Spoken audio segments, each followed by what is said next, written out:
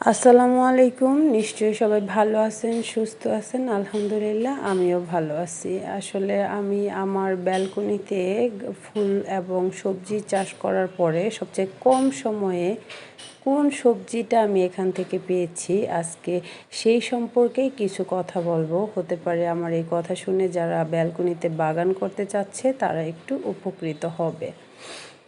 আপনি যদি ভেবে থাকেন ছাদে অথবা ব্যালকনিতে টবের মধ্যে খুবই অল্প পরিসরে সবজি চাষ করবেন, তাহলে আমি বলবো স্কোয়াশ আপনার জন্য একেবারেই উপযুক্ত একটা সবজি।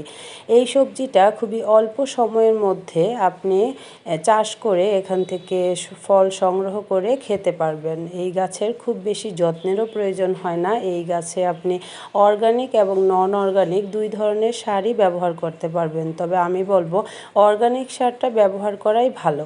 এই গাছে প্রচুর পানির প্রয়োজন হয়, কিন্তু অতিরিক্ত পানি গোড়াতে জমে থাকলে গাছটি মারা যায়। তাই যাতে অতিরিক্ত পানি জমে না থাকে সেই দিকে আপনাকে খেয়াল রাখতে হবে।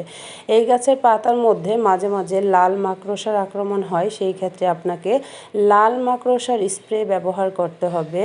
এছাড়া এই গাছের মধ্যে আপনি গোবর সার ব্যবহার করবেন। যখন গাছটাতে ফুল এবং ফল আসা শুরু করবে, গোবর সার উপরে দিয়ে মাটি এই গাছে স্ত্রী ফুলের চেয়ে পুরুষ ফুলের সংখ্যা একটু বেশি হয়। গাছটিতে যখন পাতা একটু বেশি হয়ে যাবে, আপনি গোড়া থেকে কিছু পাতা কেটে দিবেন, তাহলে আপনার ফলের পরিমাণ বেশি আসবে। চাইলে এই গাছে সামান্য পরিমাণ ইউরিয়া সার ব্যবহার করা যেতে পারে, তবে সেই সার গাছের গোড়া থেকে বেশ কিছুটা দূরে অল্প পরিমাণে দিয়ে দিতে হবে এবং সার দেওয়ার পরে পানি দিয়ে দিতে হবে।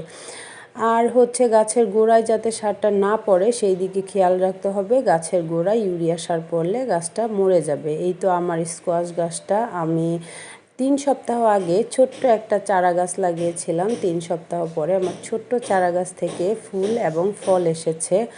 ইনশাল্লাহ আমি আগামী 1 সপ্তাহের মধ্যে এখান থেকে ফল সংগ্রহ করে খেতে পারবো।